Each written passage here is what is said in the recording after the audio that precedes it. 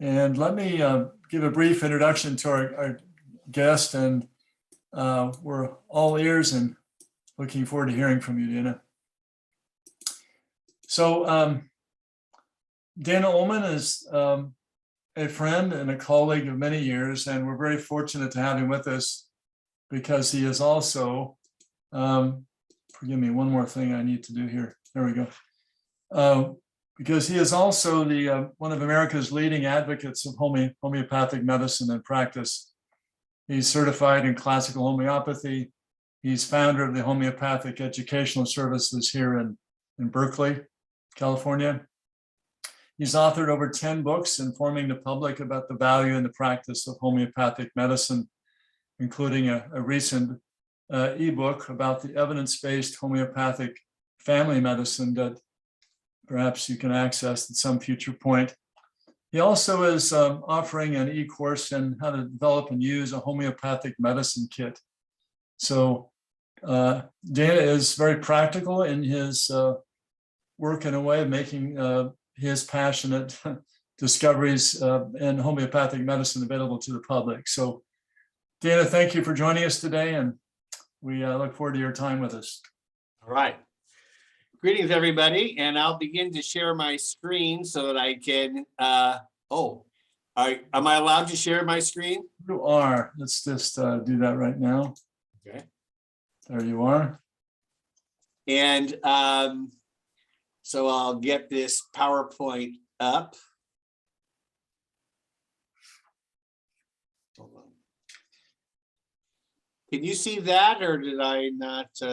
Not yet. Not yet. Okay, hold on just a second here. Share, okay. And now are you seeing that slide there? We are. Okay. Loud and clear. All right, perfect, perfect, perfect.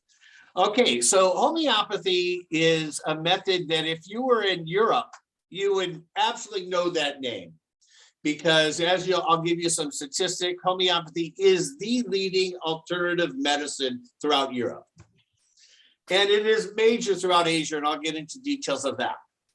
But actually, even at the turn of the century, from the 19th century to the 20th century, homeopathy was big throughout the world, especially in America.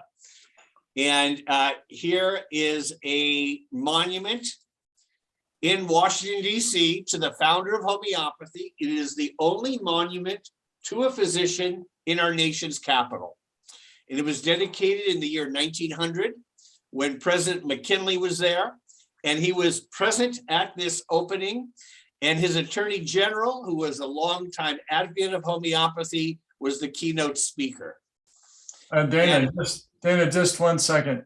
Your slides are not maximalized. So if you'd like to put them on slide presentation, we'd be able to see more. There you go.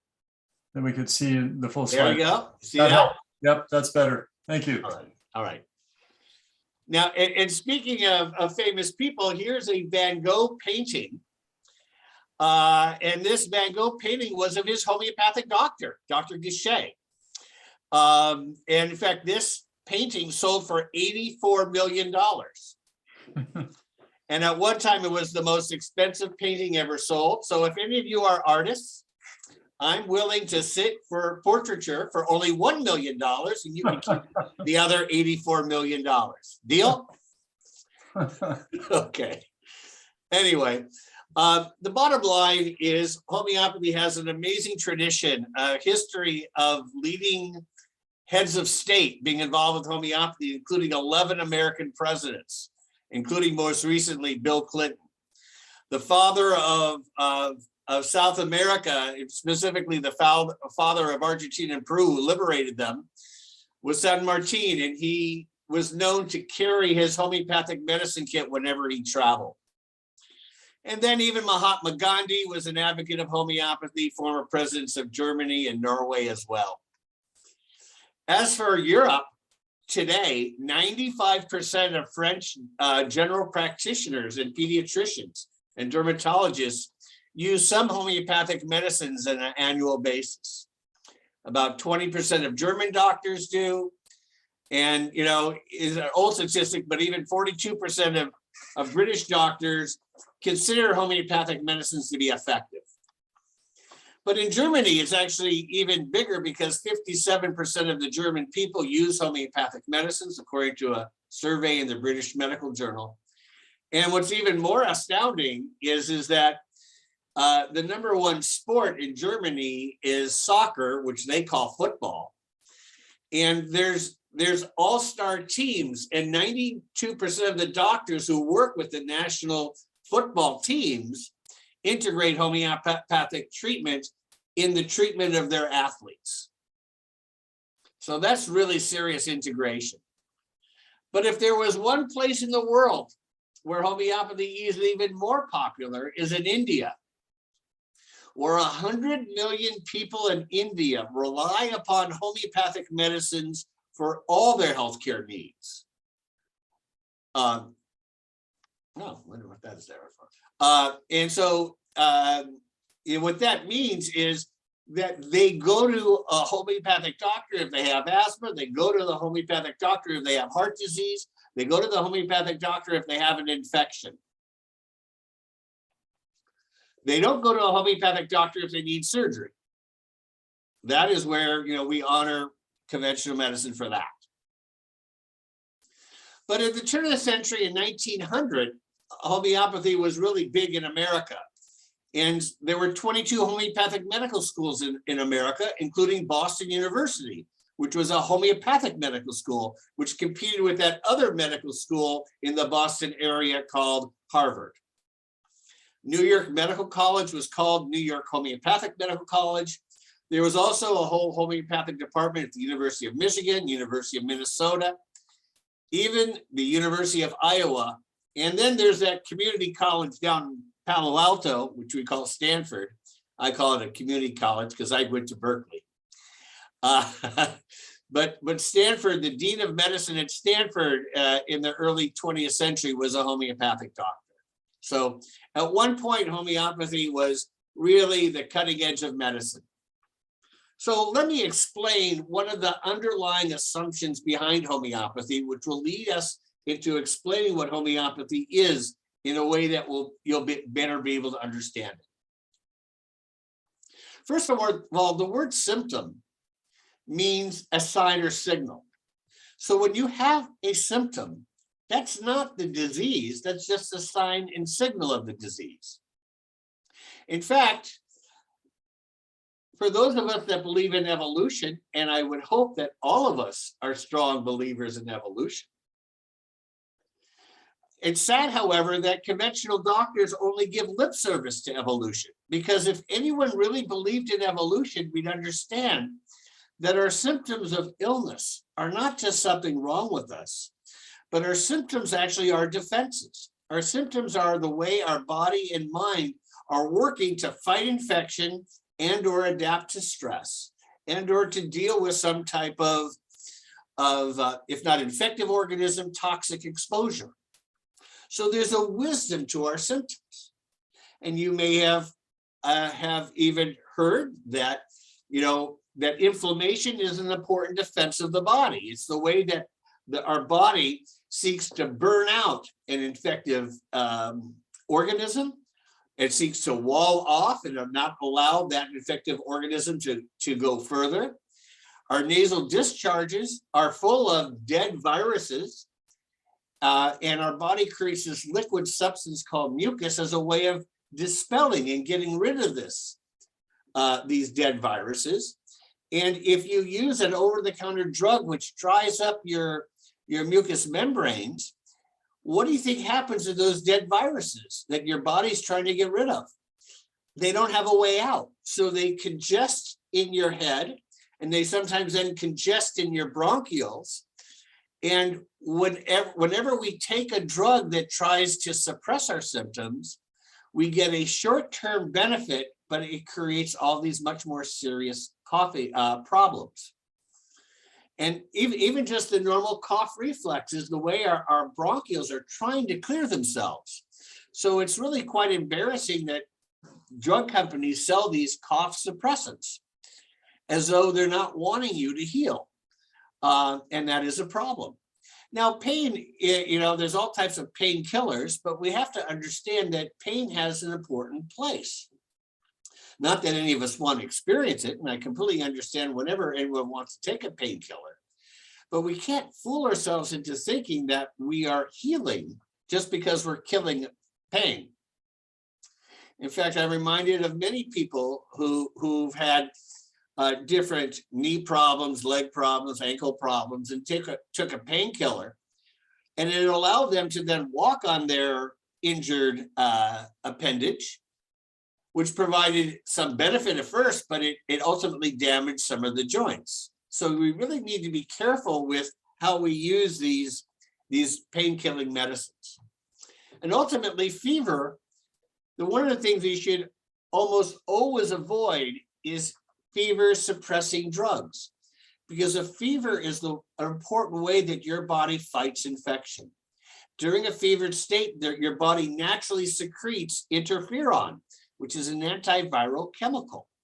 And if you take aspirin or Tylenol or Advil, which lowers the fever, yes, you won't have a fever, but that's the bad news, because the fever is not only the way your body's fighting the infection, the fever is the way your body is learning how to fight this infection in the future, so that you don't even have to get infected. Your body just takes care of that infective agent without you even knowing about it.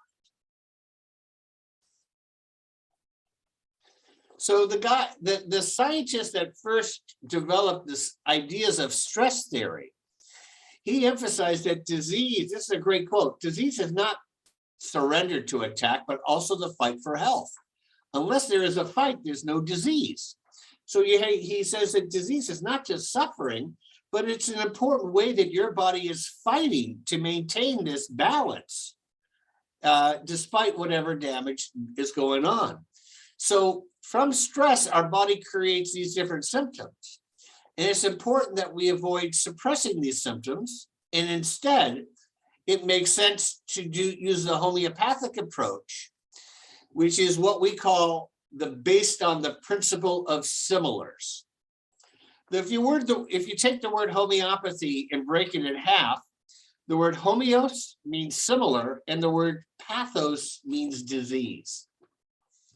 And just like in a vaccine, where they take a small dose of what might cause a problem, but give it to you in a small enough dose so that your body then responds and then begins to create immunity to that particular pathogen. In homeopathy, we use that principle of similars in all ways. So not only as a preventive, but as a treatment. So that when in fact a person has a fever with a headache and a sore throat, what we do is we look for a medicine in nature that would cause that similar unique syndrome of symptoms. But instead of giving it in a toxic dose, we give it in a specially prepared nanodose. And this specially prepared nanodose, which I'll describe shortly, is a way that our body's immune and defense system is augmented, and you're able to then more effectively fight infection or deal with various acute or chronic illnesses. But this principle of similars is actually at the basis of our hardest of hard sciences. Genetics, for instance, is based on the principle of similars, of like creates like. And that's why we are like our parents, because we have some of that similar genetic code as our parents.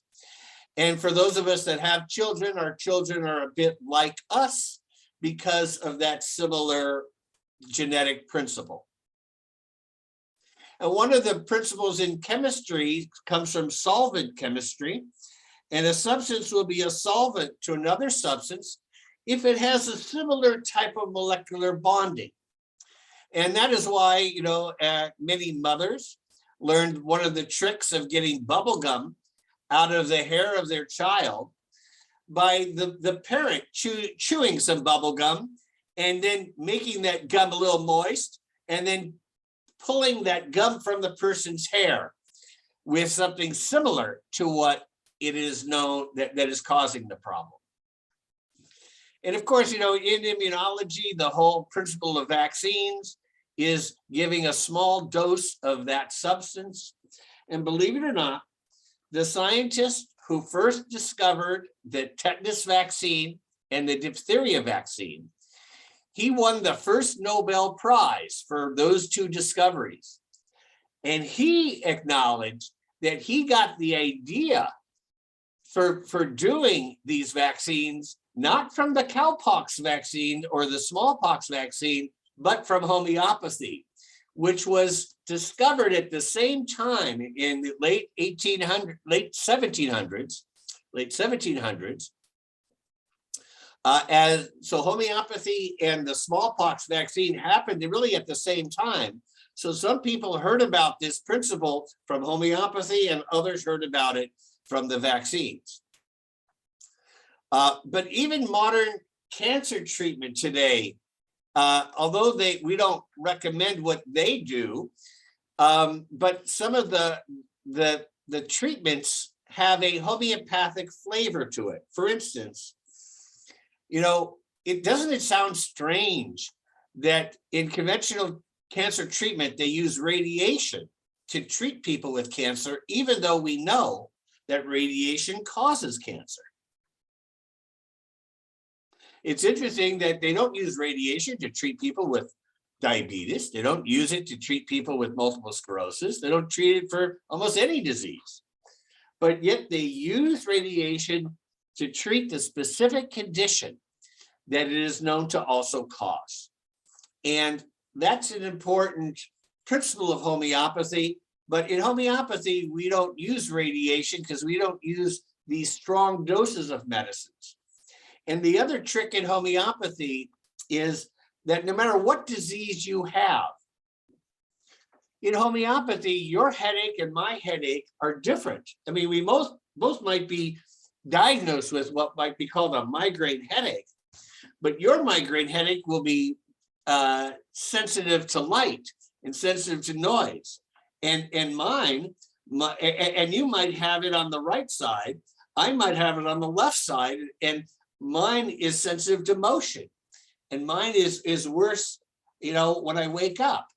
So even though we both might have migraine headaches, we'll have really different symptoms of our migraine headaches. So in homeopathy, we prescribe a different medicine to people with the same disease because they have differing symptoms. So now this principle of healing of the law of similars is ancient.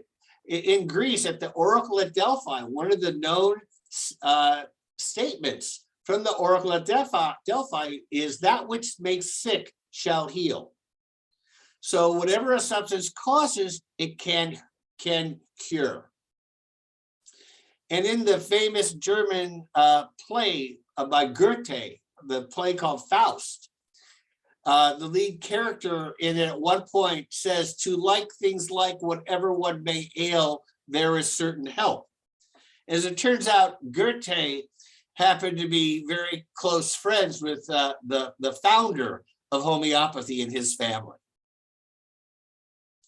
So the thing that really differentiates homeopathy from herbal medicine is in homeopathy, our medicines are legally considered drugs. And the reason why they're considered drugs is that all of our medicines are made through a specific pharmaceutical process, which we call potentization. So if we make a medicine out of a plant, like an herbalist, we might get the tincture or the oil of the plant. But once it's in that liquid, we would then dilute it in water. We would dilute it in 1 part of the mother tincture to either 9 or 99 parts water. And then we would take that test tube and we would vigorously shake it 40 times. Now this is done by machines. Before it was done by hand, and then they take 1 part of that test tube and put it in a new test tube, and they would dilute that 1 to 99, 1 to 9 or 99, and they'd shake it then 40 times. And then they dilute it again, 1 to 9 to 90 or 99, and dilute it again, and dilute it again, and dilute it again. And the thing that is initially confusing about homeopathy is that we have found for the last 200 years, with literally billions of patient visits, that the more we do this process of diluting and shaking, the deeper acting our medicines become and the longer lasting our medicines become. And it is very common for me to prescribe for my patients every day, and I've already had half a dozen patients this morning. I usually give them just 2 doses in an entire month. So that's not 2 doses a day. It's not 2 doses an hour. It's 2 doses over a 24-hour period of time. And then they don't take any other medicine for another month or so. Because we find that when we correctly prescribe these medicines, they are a catalyst to the person's immune system, so that their body and mind is much more able to fight that viral infection or bacterial infection, that they're much more able to deal with the high blood pressure and or arthritic condition or whatever symptom that they're having. Now, I'll begin to tell you some of the explanations for this, because at first blush, it makes no sense to think that the more you dilute a substance, the more powerful it gets. But you have to remember, it's not just this dilution process that does anything. Because if I were to give you a homeopathic dose of, let's say, a bee venom, but you don't have any symptoms that are like what a bee venom causes. And what are some of the symptoms that a bee causes? It causes a burning and stinging pain and swelling. So if you happen to have a tonsillitis, or your tonsils are red and swollen and maybe burning, then in fact, you may benefit from a homeopathic dose of bee venom. But if you don't have that, then if I were to give you a homeopathic dose of bee venom, you would not have any reaction to it. And that's one of the great things about homeopathy is when you're given the wrong medicine, in such a small dose, you don't have any side effects. But you don't have any benefits either. So I'm going to explain some different theories as to what happens with these nanodoses. And the first thing might sound like it's from another planet. What does submarine communication have to do with anything here? Are you ready for this? Okay, imagine that we're all in a submarine in the ocean. All right. And the captain deals with the primary naval officer in charge of communications. And the submarine pulsates radio waves through salt water. But if they try and do normal radio waves that we do above ground as we do underneath the water, the radio waves just don't penetrate the salt water. So they have to use what's called a very low frequency. So if you're using radio waves above ground, you might have several dozen radio waves per inch, that radio wave of, that up and down motion, that U curve. But when you end up using radio waves under salt water, a single wavelength will commonly be 1 mile long. So in fact, to try and do a high intensity radio wave, it won't penetrate the water. You in the submarine will not be able to communicate with anybody with a high intensity radio wave. You have to use a very low frequency. And if you think about it, what is our blood? Our blood is primarily a salt water medium. And therefore, in homeopathy, we find that the best way to communicate in our saltwater medium of blood is with low doses, not high doses. And the trick, of course, is not just the low dose, it's finding the low dose of whatever medicine would cause the similar symptoms you as a sick person are having. Now, here's the second thing about explanations, holograms. Now, we're familiar with holograms. There's those three-dimensional photographs.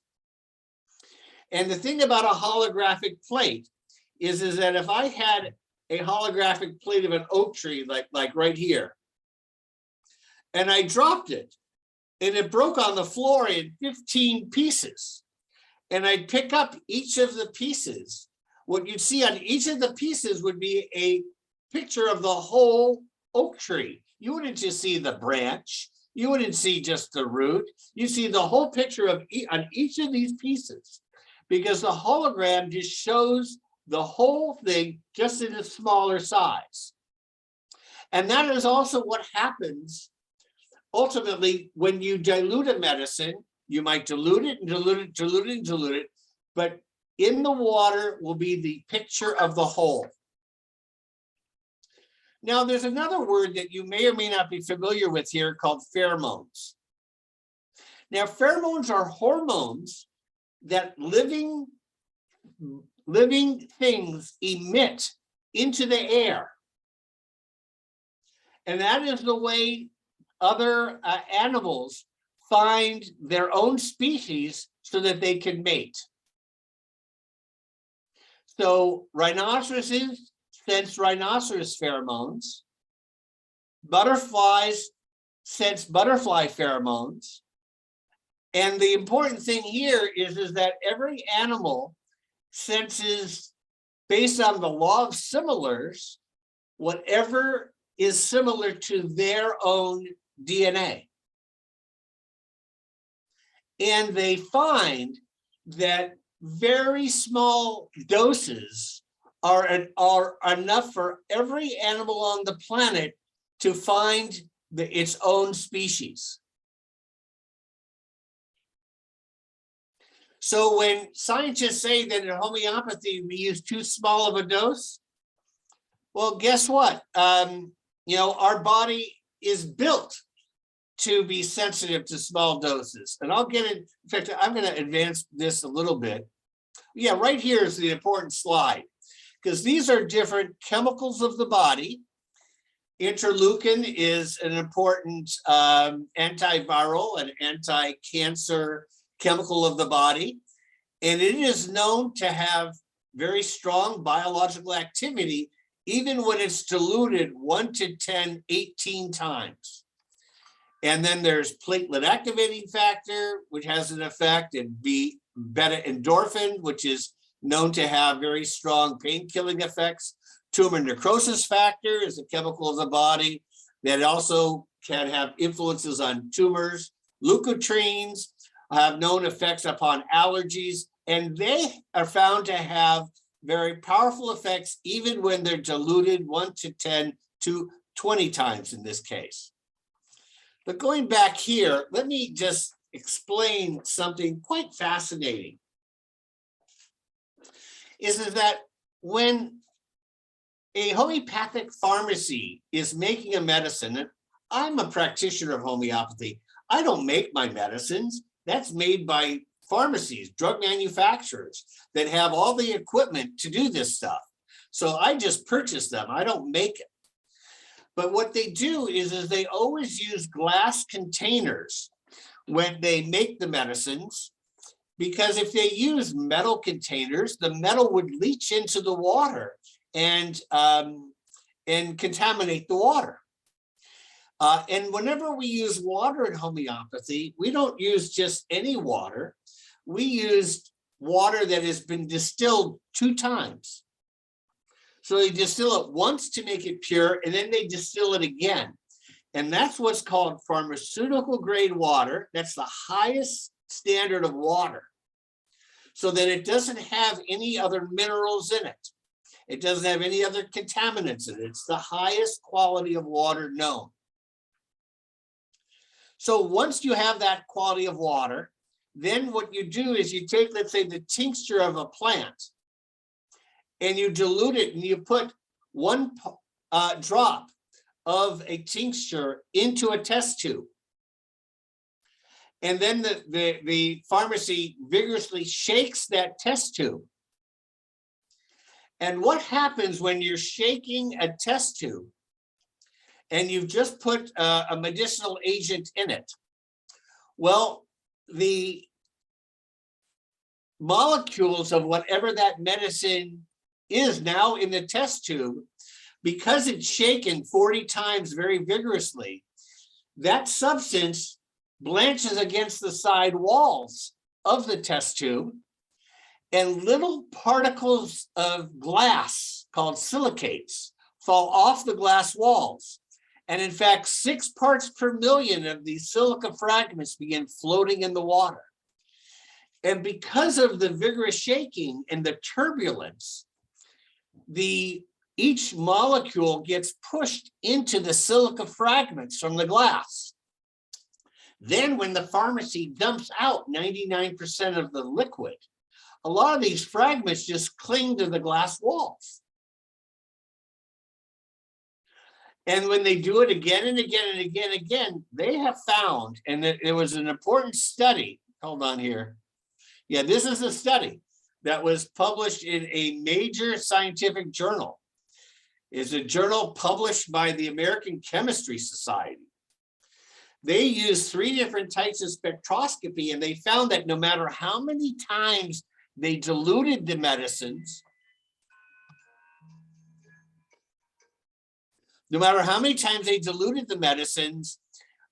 they still, using spectroscopy, were able to find the original substances that they diluted. So what they did is they tested gold, copper, silver, zinc, and tin and platinum. And that was quite remarkable.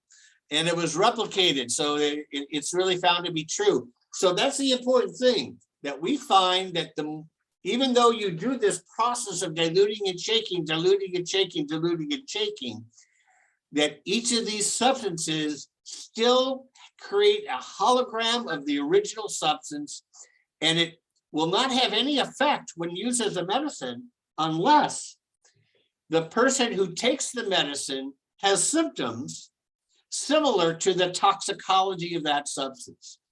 And when that happens, there's a powerful immunological reaction. So in fact, there's a very good body of scientific evidence to show that homeopathy works. And the Swiss government even conducted the largest review of research ever conducted on homeopathy. And they published it in a peer-reviewed medical journal, and they also published it in a book form. And they showed that 20 of the 22 systematic reviews found that there was an effect from homeopathy, from the homeopathic medicines. And there was a particularly strong body of evidence on homeopathy and respiratory allergies. But if you think about it, respiratory allergies, there are allergists today that if any of you have gone to an allergist, you may have gotten allergy testing. And what they do is they sometimes give you small doses of those things that you're allergic to as a way of reducing your sensitivity. And my father, as it turns out, was a pediatrician and an allergist. So it's a little bit cosmic that in my very blood and chi is a medical doctor's appreciation for allergy treatments, all of which derive from this homeopathic principle. So they also did evidence around cost effectiveness. And even in Switzerland, they found that 57% of the Swiss population uses alternative medicine. And as it turns out, they had a vote of the people on which alternative disciplines should be reimbursed.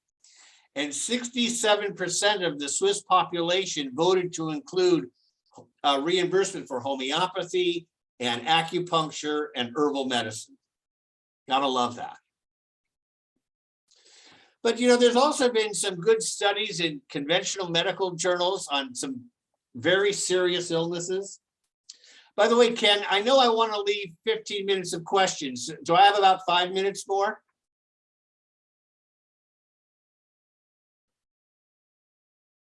Ken, you're muted. Yes, that's fine. We got time. We could do that. Okay, all right. So COPD stands for chronic obstructive pulmonary disease, and it includes chronic bronchitis and emphysema. And it is the #4 reason that people in America die. So this isn't a minor disease. This is a very serious illness. And in this journal called Chest, which is a leading medical journal out of England, that is one of the leading respiratory medical journals in the world. They did a study at the University of Vienna Hospital, and it was double-blind and placebo-controlled. And what's interesting is that the researchers found that there was just one medicine. In this case, most of the time in homeopathy, like I said several times already, when you have a headache and I have a headache, we might need different medicines. But they found with people with COPD, there's one medicine that in particular was found to be very effective. And they gave this medicine to people, and they found that right from the very first couple of days, there was a dramatic effect on these people's health. And so it ended up cutting the hospital stay in half. And they didn't have to be intubated to have this tracheal tube down their throat. A very powerful healing result as compared to those given a placebo. And then here was a study also at the University of Vienna on small cell lung cancer. And what they did, and this was published in a major medical journal called The Oncologist. And the editor of The Oncologist is a professor at Harvard. So it's a very respected cancer journal. And what they did was they took patients with this small cell lung cancer. And in the first group, they gave them conventional medical treatment plus a placebo. Then in the second group, they gave them conventional medical treatment plus homeopathic treatment. And in the third group, they gave just conventional treatment and no placebo. And they found that group 2, the group that got homeopathy with the conventional medical treatment, that group did the best by far. So, my point here is that there is a body of evidence that shows that these nanodoses work. The trick is knowing how to use them. And it usually does not work on a this for that basis. In other words, most of the diseases that we treat on a day-to-day basis require a detailed interview to find the medicine that matches each person's unique syndrome of symptoms. And here's some impressive quotes. I don't know if you've ever heard of the Menninger Clinic. It's a mental health center in Topeka, Kansas, that is considered and has been for over 100 years the most respected mental health care facility in the world. And its very founder was, as it turns out, was a homeopathic doctor. And he emphasized that homeopathy is wholly capable of satisfying the therapeutic demands of this age better than any other school of medicine. But sadly, today, the Menninger Clinic does no homeopathy at all. Ever since he passed on, his sons took it over and they didn't do any homeopathy. So here's a reference to this research ebook that I've written called Evidence-Based Homeopathy and Nanopharmacology. And people that want to go a step farther, I've created an e-course, which includes the ebook and then a series of short videos that explain how to use homeopathic medicines to treat common acute ailments. I won't, we don't teach people how to treat serious disease, but colds and coughs, headaches and sore throats, allergies and PMS, sports medicine, this is an important part of homeopathy. So whatever questions you have, I'm ready to hear them. Great. Well, thank you, Dana, for a fine presentation. So questions out there, do you have them? Hi, thank you so much for your presentation. My question is, what is a good path to start people that are assigned, I guess they say they have kidney failure? I don't want to put, it's not quotations, but because it's diabetes and things. I know diet, but a lot of times they're not necessarily going to change their diet. And I have a lot of people coming to me and I want to kind of point them in the best direction for things they can do as they get to that point of realizing they also have to change their diet. So what would be a good resource to point them to when it comes to? Well, it's amazing that you would ask this question right now, because just before coming on, I saw one of my patients, and he told me that according to his doctor, his kidney function was previously, before homeopathic treatment a couple months ago, was only at 25%. And after 2 months, it's now at 42%. So this is a measurable improvement. But I will have to tell you, there's no simple answer here. There's no one medicine that I gave to him that would be given to everyone. And so ultimately, mind you, homeopathy is a drug discipline. We use these drugs, which are much safer, much cheaper, but they're really individually chosen. So in addition to this, many homeopaths also do some nutritional therapy, and might even teach some stress management things. And so all this helps to then create a holistic approach. But one of the problems is that the average American is on something like 8 different drugs at the same time. And so and because the drugs themselves cause a whole variety of immunological problems and cardiovascular problems and kidney and urinary problems, I often encourage people to, as I begin to prescribe medicines to make them stronger, they got to also begin to reduce some of the conventional medicines. But because I'm not a medical doctor, I don't ever tell a person to stop or reduce their conventional medicines. I say, you have that discussion with your doctor. Okay. Thank you. Okay. Now, someone I noticed put something online and asked a question about kids. Well, first of all, as a father of a now 27-year-old, we have to be treating our children with safer medicines. And the fact that my father was a pediatrician, he always emphasized how important, even though he used conventional medicines, is we got to use the fewest drugs in the lowest doses possible.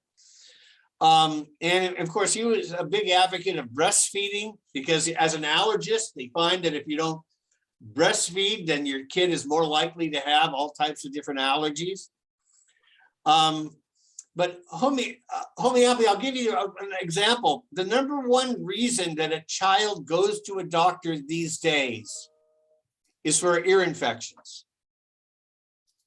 And it's amazing how fast, a 6-month-old will start on an antibiotic, even though the kid doesn't have any real symptoms, just other than a little redness in the ear. So more and more, the American Academy of Pediatrics is discouraging doctors from using antibiotics, but because doctors don't have anything else, most pediatricians go on and continue to give antibiotics. In homeopathy, we have specific alternatives. So, I recommend that this e-course that I created that teach people how to use 50 of the most common homeopathic medicines for common ailments.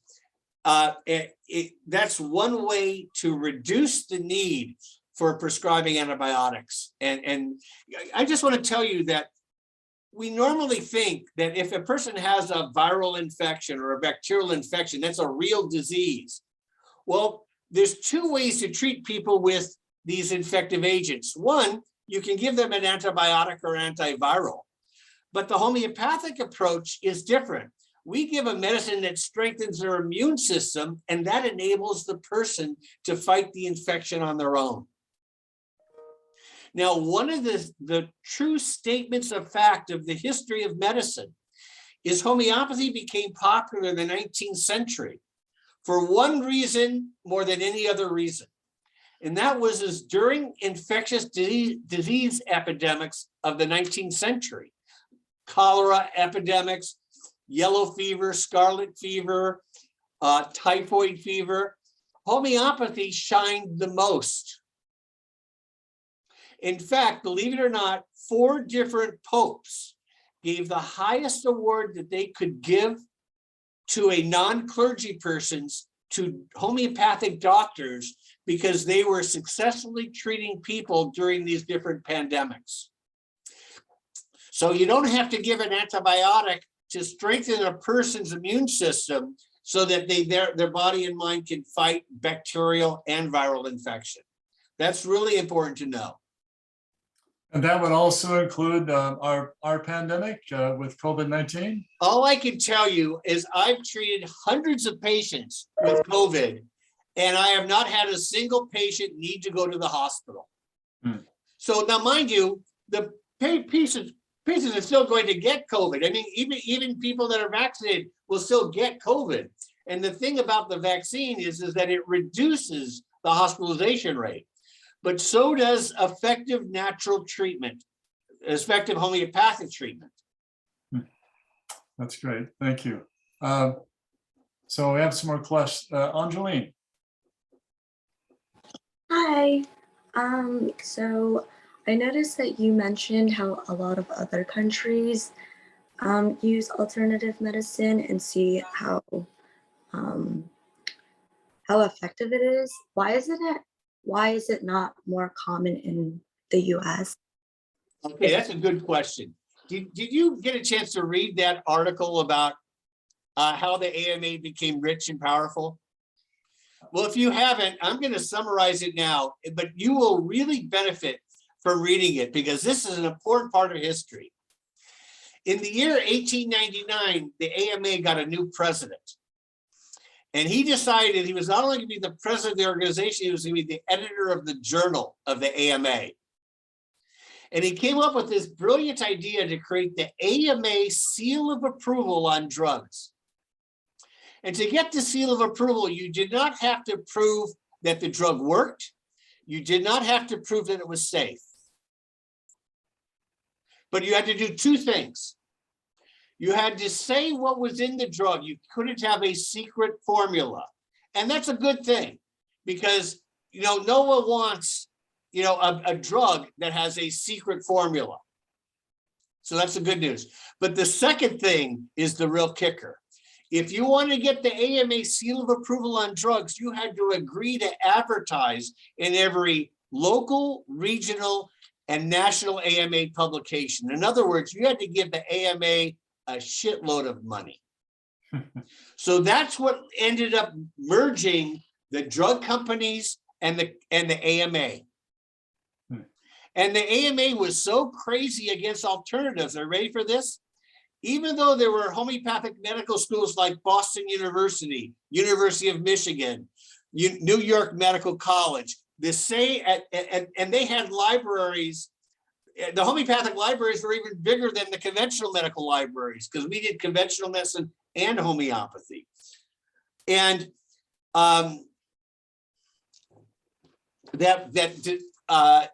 even during this stage, the AMA said that if a conventional doctor talked to a homeopathic doctor about any patient, they would lose their membership in the AMA. And that was so extreme that on the night that Abraham Lincoln was shot, his Secretary of State was stabbed 7 times. And the closest doctor to him at the time was the America's Surgeon General. So the Surgeon General aided the treatment of our Secretary of State. And he was reprimanded for doing so because the Secretary of State under Lincoln was an advocate of homeopathy, and his normal doctor was a homeopathic physician. So the bottom line here is that I'll give you another example. And this is from a woman professor at Harvard who used to be the editor of the New England Journal of Medicine. So she is at the hot top of the game. And she gave this statistic that's a mind blower. I'm sorry, I'm in my office, my phone rings. But in the year 2001, if you took the 10 big pharma companies out of the Fortune 500, those 10 big pharma companies made more profit than the remaining 490 companies combined. And that didn't take place after that because in 2002, oil companies made too much money because when we went off to war against Iraq, that screwed up our access to Middle Eastern oil, and it raised oil prices worldwide. So my point is that big pharma is running the show. There's a good reason why they advertise on news so much, so that they can own the news. We are not getting accurate information about this pandemic. We are not getting accurate information about the safety or lack of safety of these vaccines. All I can tell you is that there's a senior scientist from the CDC who has admitted that the big study that he was involved with that was connected to the MMR vaccine and autism, that he and his group changed the numbers. And in fact, these vaccines do cause autism. They do. I mean, now, that's no real surprise to anyone that knows anything about mercury. And then when they took mercury out, you know what they replaced it with? Aluminum, another neurotoxin. So whenever you hear that says that vaccines are safe, now listen, I'm not saying that vaccines cause problems for everyone. They don't. It's only a smaller number of people that they cause a problem for. But I don't want to be that person. I don't want my son or daughter to be that person. So I'll use safer methods. And for those of us that believe our body is ourselves, our bodies ourselves is not only around reproductive rights, it's also about vaccine rights. And and the worst part about this is Bill Gates, as much as I love him in a number of ways, he gives so much money to NPR and to some of the progressive organizations that the progressive organizations cannot question his stance on vaccines. So, there's a lot here, and I really wish I could trust the mainstream media. I don't trust Fox News, and I think many of us don't trust Fox News, but guess what? MSNBC is not accurate about pandemic information. It's not. I love Rachel Maddow. She's my fave, except when she reports on medicine and science. Heck, they call ivermectin a horse tranquilizer, even though the scientist that invented it got the Nobel Prize. And by the way, here's the deal. Every 6 months they publish a study that shows that ivermectin doesn't work. But when you read the study, they specifically don't mention that they don't include zinc supplementation with it. Mm-hmm. Now, anyone that uses ivermectin, one of the reasons why it works is ivermectin helps your body absorb zinc.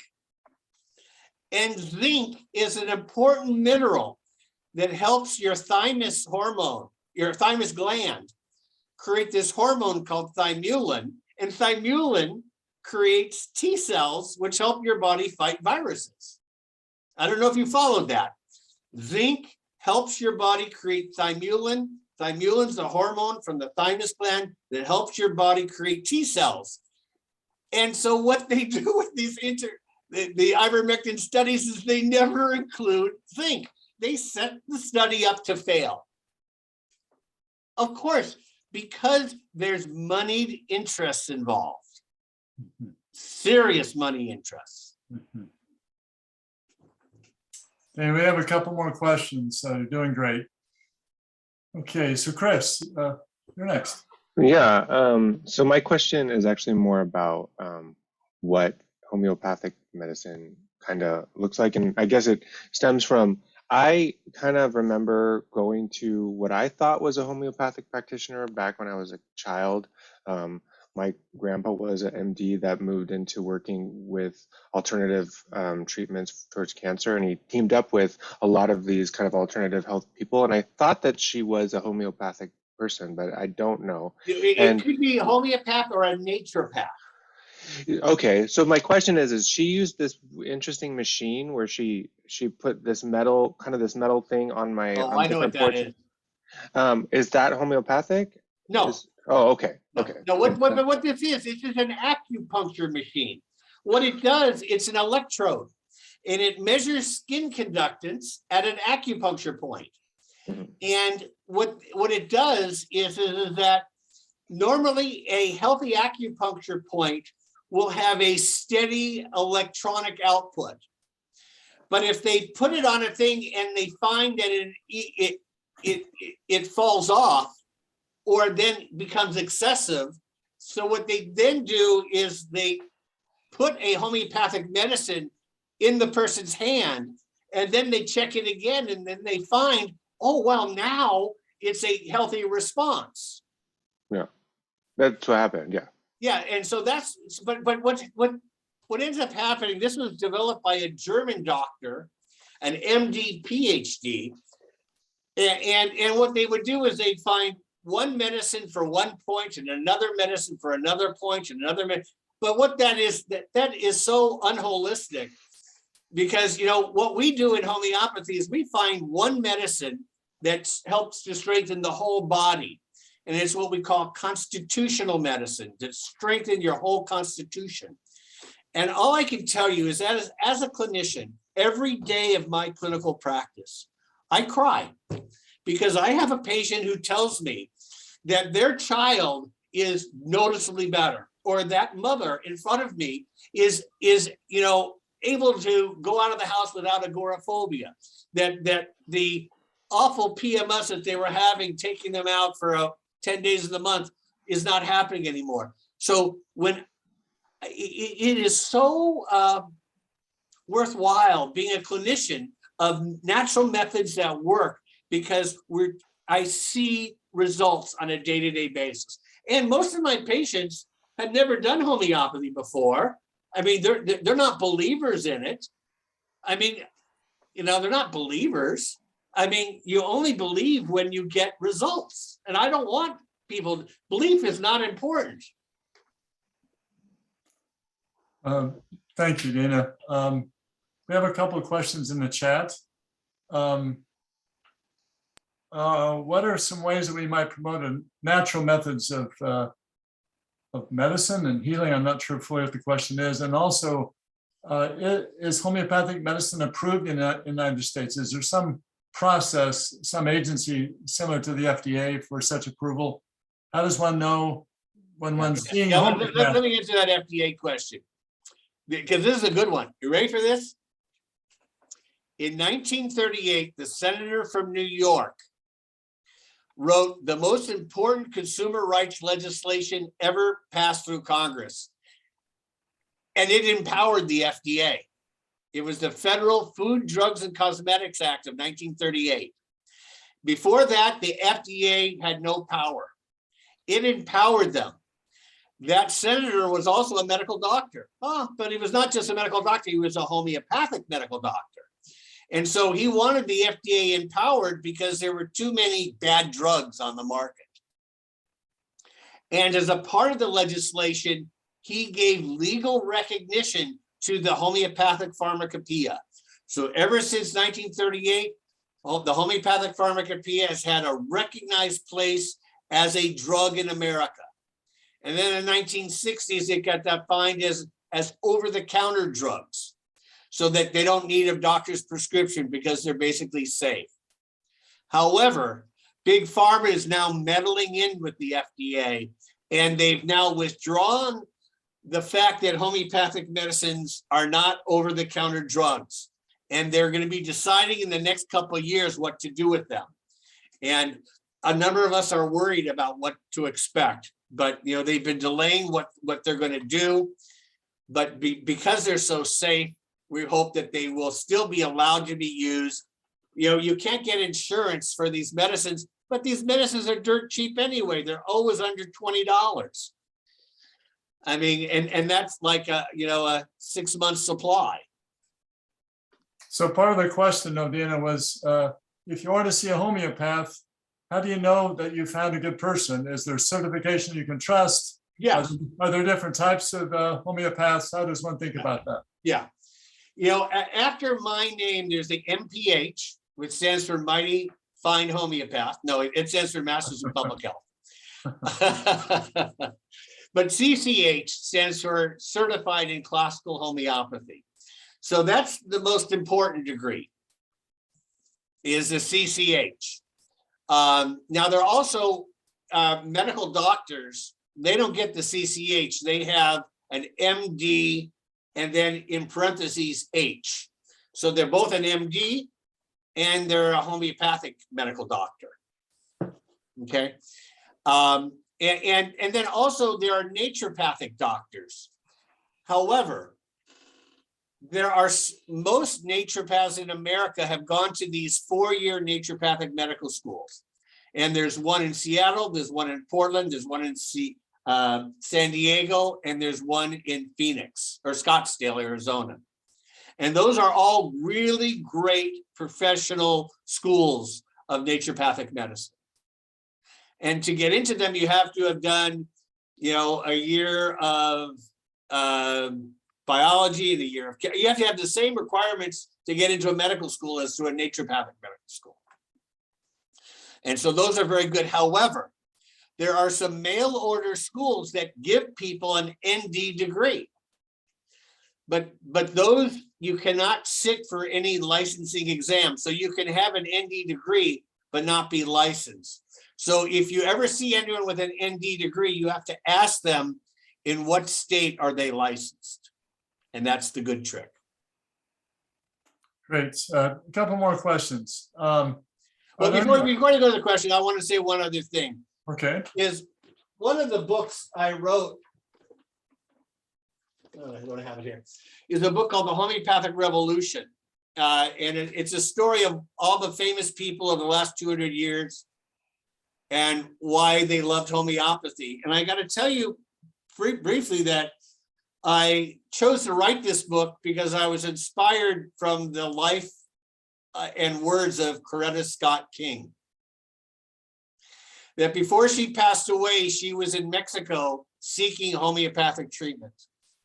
And although she sought treatment too late in her life, because it was just too late, the fact of the matter is a lot of people, in fact, this book chronicles so many incredible people, all of our heroes from sports, from literature, from music, ranging from, Tina Turner and Paul McCartney and Bobby Weir of the Grateful Dead took me out to dinner because he and his wife love homeopathy so much. The numbers of people that we know and respect in the world are in this book, and their personal story is too. So one last question, what do you got? Well, actually, there were two questions, but this thought. I know someone who's a veterinarian who treats animals using homeopathy, and also he treats using traditional Chinese medicine. So obviously with animals and with children, the placebo response is less likely. So Any thoughts in that direction? Yeah, actually, just this week, one of the things I posted on my Facebook page is a survey that was done in a major conventional journal on German veterinarians. And 70% of German veterinarians use homeopathic medicines. 70%. 70%. I mean, I'm sorry, have you ever tried to give a placebo to a cow? It won't work. It won't work. So there's something there other than placebo, you're saying? Yeah. Well, that's great. Okay, so I want to invite you all to my website at homeopathic.com.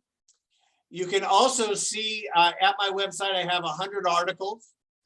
But I also, if you know this other website called the Huffington Post, I wrote 50 different articles for them 10 years ago. But to find them, you don't go to the Huffington Post. What you do is you go to Google, and if you type in my name in the Huffington Post, you'll see that I have a page at the Huffington Post page that will have all these articles, and I'm very proud of those articles. And you'll find that my writings at the Huffington Post always make reference to research in the best medical journals in the world. Well, Dana, it's been really great today. And do you have a final thought for any of our young people that are thinking about careers in alternative medicine? Any final thoughts? Well, you know, I encourage people to go to conventional medical schools. I don't have any problem with that. But once you graduate, then that's when you really got to learn how to heal. Heal. And the naturopathic schools will teach you will teach you how to heal and to teach you the science of medicine.